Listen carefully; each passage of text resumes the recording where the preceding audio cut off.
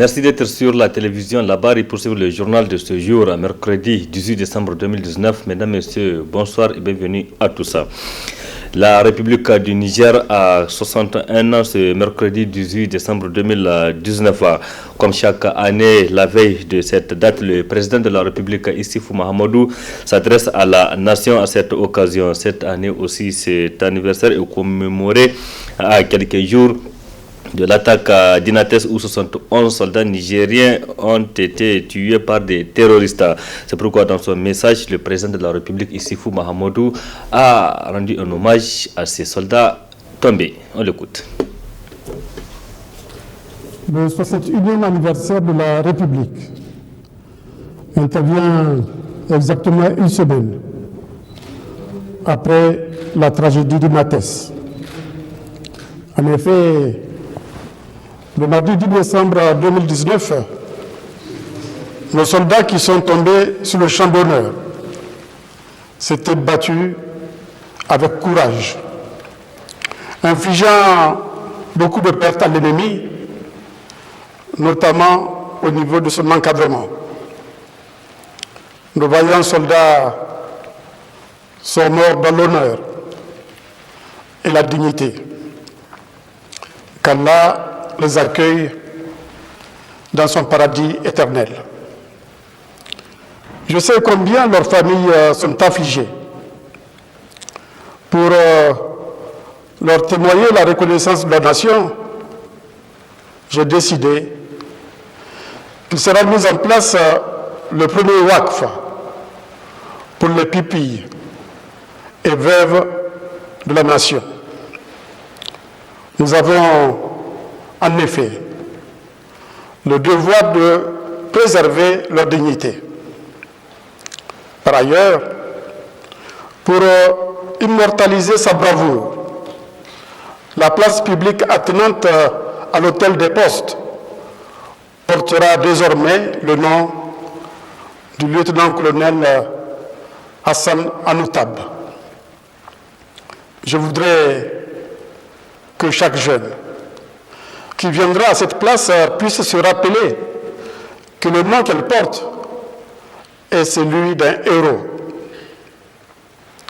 Mes chers concitoyens, l'attaque d'Inates et celles qui l'ont précédée nous rappellent que nous sommes en guerre. Nous sommes en guerre contre un ennemi perfide, un ennemi sans foi ni loi, un ennemi qui ne respecte rien, même pas les règles de notre religion dont il se réclame avec effronterie. L'heure est grave. La religion de l'islam, révélée depuis plus de 14 siècles en tant que miséricorde pour l'humanité, est en train d'être travestie par un groupuscule d'individus prétendant agir en son nom.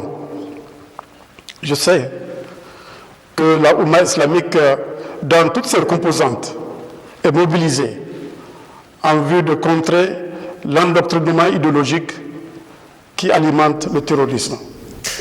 Le président de la République, Issoufou Mahamadou, a aussi parlé dans son message hier.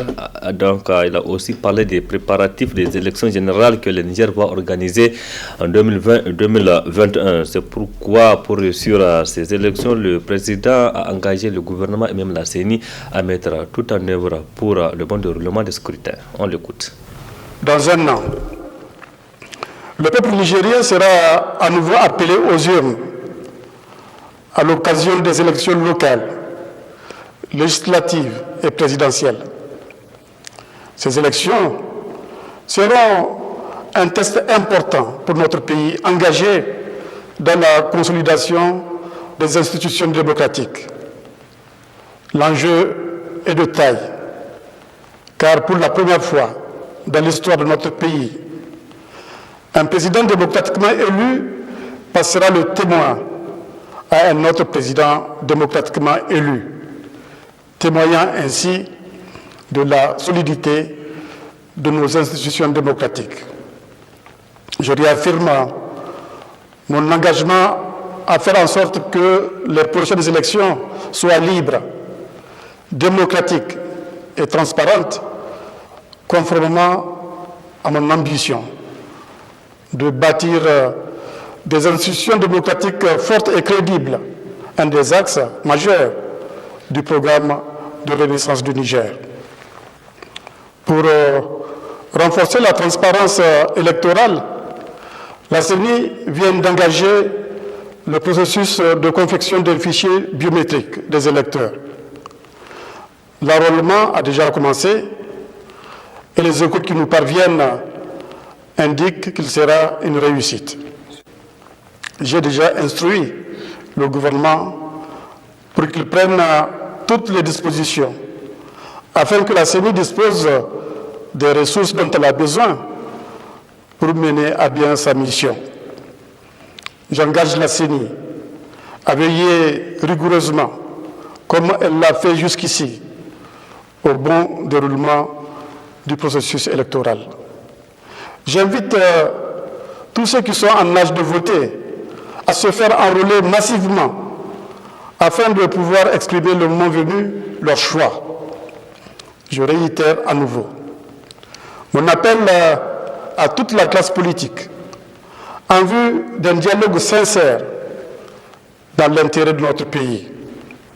C'est le lieu de féliciter et d'encourager le Premier ministre, président du Conseil national de dialogue politique, pour ses efforts soutenus dans ce sens.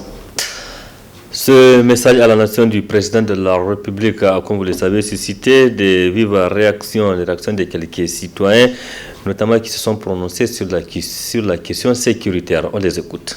Le président, dans son discours, a appelé le peuple à l'unité. C'est en droite ligne avec les déclarations de l'Évangile. Toute maison divisée contre elle-même ne peut pas subsister. Donc nous avons besoin de faire taire nos différences, nos petits intérêts mesquins, pour voir l'essentiel. Et l'essentiel, c'est quoi? C'est le Niger. Et pour la sécurité du Niger, il nous faut des sacrifices sérieux. Si nous pouvons nous priver d'un repas, d'un mois de salaire, comment dirais-je, amputé par tempérament, cela est possible. C'est de cela qu'il s'agit. Notre position sur l'actualité au Niger dans ces derniers temps. Nous avons entendu le message du président de la République. Ce message nous engage. Nous faisons partie intégrante de ce message et nous allons accompagner les autorités par le pouvoir que notre Créateur, notre Seigneur a mis à notre disposition, le pouvoir de prier. En tant que leader religieux, nous allons continuer à mobiliser les gens pour prier dans nos églises, dans nos familles, dans n'importe quel lieu où nous nous trouvons, dans n'importe quel instant que nous nous trouvons pour prier. Même si c'est 1 minute de prière, nous allons consacrer quelques secondes de prière pour la nation. C'est vraiment dire qu'aujourd'hui tous les Nigériens sont interpellés afin que nous travaillions ensemble pour amener la quiétude, pour amener la paix dans notre pays. Que le Niger vive, que le Niger prospère, c'est la responsabilité de tous les Nigériens.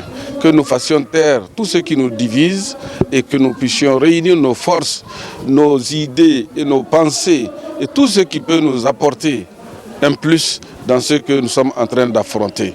Le Niger fait face à une situation de son avenir et je crois qu'avec l'aide de Dieu et la bonne volonté de tous les Nigériens qui s'accordent, parce qu'il est dit quand le peuple travaille ensemble, Dieu apporte sa bénédiction. Nous sommes en train de donner nos prières à notre Seigneur pour qu'il bénisse ce pays, pour qu'il garde ce pays. Parce qu'il nous a dit que si Dieu lui-même il ne garde pas ce pays, le gardien peut passer toute la nuit en vain. C'est Dieu qui protège. Nous ne pouvons que prier et être des gens qui aiment les uns et les autres.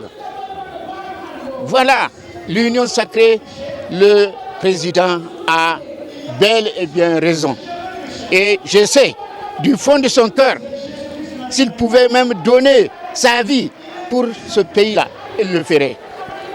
Et je pense que nous ne faisons que être de son côté pour prier Dieu pour que ce pays reste en paix. C'est là donc les réactions de quelques citoyens sur le discours prononcé hier par le président de la République à l'occasion du 61e anniversaire de la République du Niger. Et chaque année, c'est une région qui est ciblée pour abriter les activités entrant dans le cadre de cette manifestation. Après Zander en 2018, c'est la région de Tillabéri qui a abrité les festivités cette année. Cette année, seul le défilé militaire a été organisé à cause du drame d'Inates. Ce défilé s'est déroulé en présence du président de la République Issoufou Mahamadou avec à ses côtés ses homologues du Burkina et du Ghana. Faisons le point avec nos envois spéciaux Nefissa Zakou et Sadou Doumi.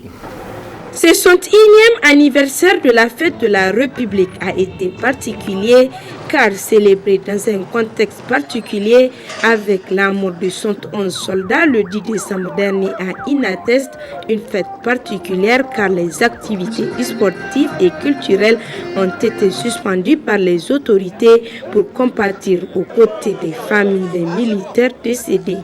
Ainsi, après Zander en 2018, c'est au tour cette année à la région de Tillabéri d'abriter les festivités sous le nom Tillabéri Tchandalo, autrement Tillabéri la Belle.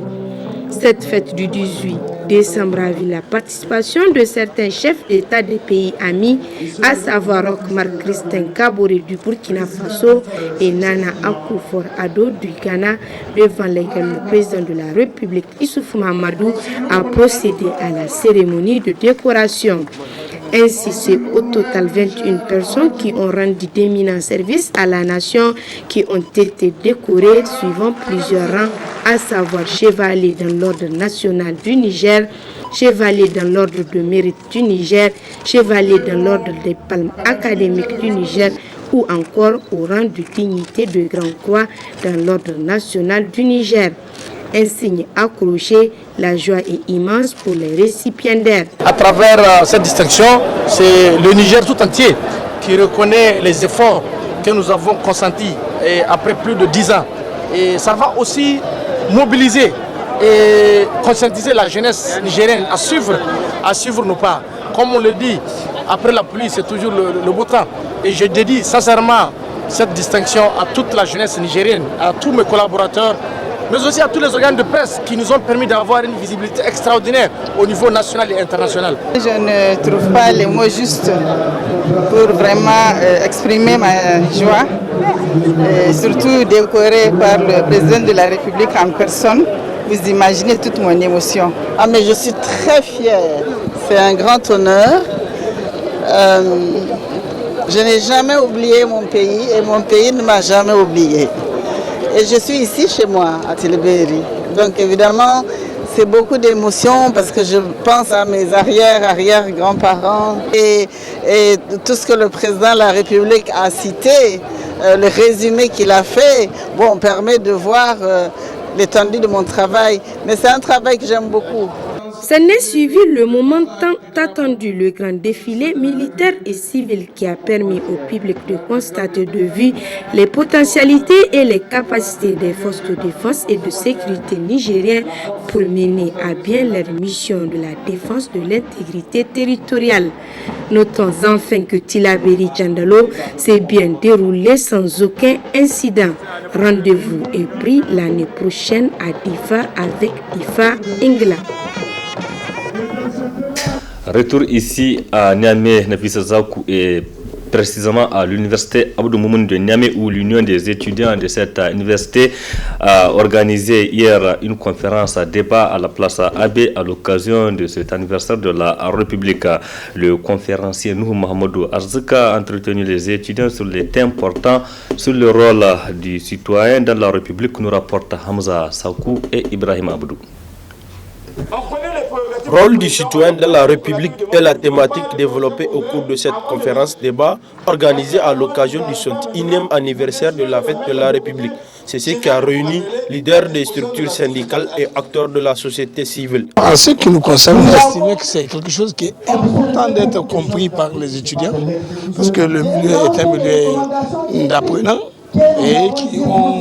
et une capacité de jouer un certain rôle de répercussion de cette analyse que nous avons faite sur la République, pour que tout le monde comprenne que nous avons un rôle important dans le cadre de la promotion de notre projet républicain.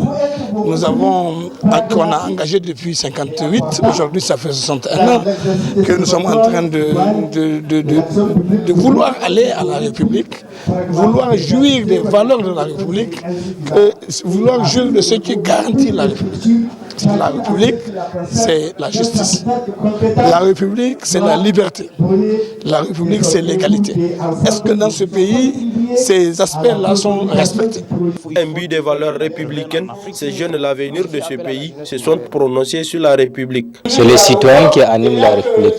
Le concept citoyen en lui-même veut dire beaucoup de choses. Parce que les citoyens, certes, il y a les textes, il y a la Constitution, il y a les lois fondamentales, mais dans la pratique, ça revient aux citoyens donc d'exercer ces textes-là. Aujourd'hui, nous avons la Constitution, nous avons beaucoup de libertés que la Constitution garantit. Donc toutes ces libertés fondamentales-là, c'est aux citoyens de revenir, non seulement de les exercer, mais également de les suivre dans la pratique. Une république, c'est avant tout des valeurs. Une république, comme l'avait dit Victor Hugo, c'est deux choses selon lui. C'est d'abord la liberté et la chose publique. C'est-à-dire tout ce qui est liberté, que ce soit la liberté d'expression, la liberté de culte, la liberté d'organisation, toutes ces questions de liberté, c'est-à-dire pour tous ces grands savants, un État, n'est-ce pas, une république, n'est-ce pas, en son sein, il doit avoir fondamentalement la liberté et le souci, n'est-ce pas, de la chose publique. C'est-à-dire que c'est l'intérêt général qui sera mis au-dessus de tout. Ce n'est pas l'intérêt d'un groupuscule ou l'intérêt des individus.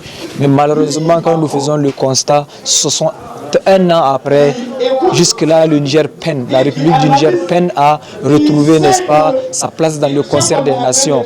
Tous les Nigériens doivent conquérir au respect des valeurs démocratiques, gage de développement de la nation. Alors, bonne fête de la République à l'ensemble des Nigériens. Nous sommes mercredi et comme chaque mercredi, place à présent à la rubrique chronique judiciaire. Elle traite aujourd'hui sur le thème référé. Qu'est-ce que c'est qu'un référé? Élément de réponse avec Maître Maman Loli Dambatouré. Très bonne réception.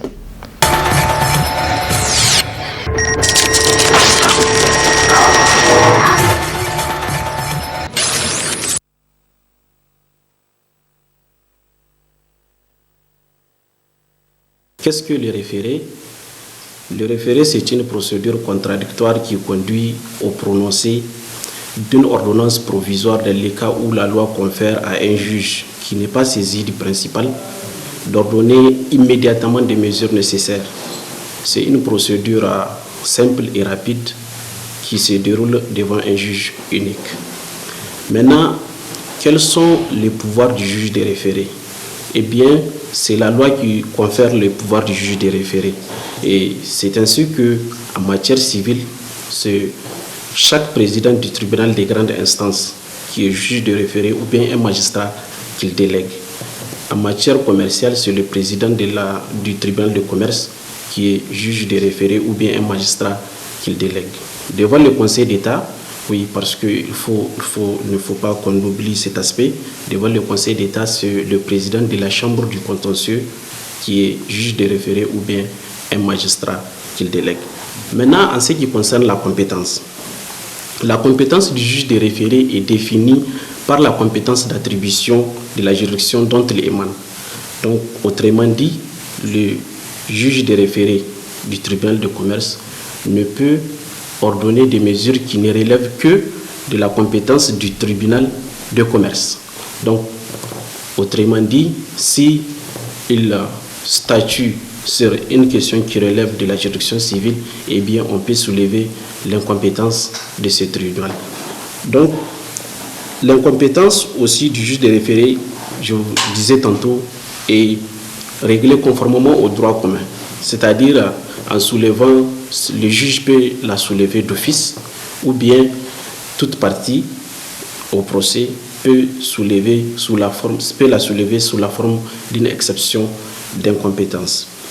Dans le cadre dans le cadre de cette compétence d'attribution, chaque juge de référé a reçu de la loi des pouvoirs bien définis, c'est-à-dire il peut ordonner des mesures urgentes ou bien il peut accorder une provision. Donc ça veut dire que dans le cadre de cette compétence, si on soulève une question qui excède sa compétence, eh bien ce n'est pas une exception d'incompétence, mais plutôt une fin de non-recevoir. Ça veut dire qu'il va déclarer votre demande irrecevable. Donc, autrement dit, c'est le juge du fond de ce tribunal qui va connaître de cette question. Maintenant, concrètement, quelles sont les mesures qu'il peut ordonner, lui, le juge de référé? Les mesures qu'il peut ordonner, dans tous les cas d'urgence, le juge de référé peut ordonner des mesures qui ne se heurtent à aucune contestation sérieuse ou bien qui nécessitées par l'existence d'un différend ou bien qui sont nécessitées par l'existence d'un différend.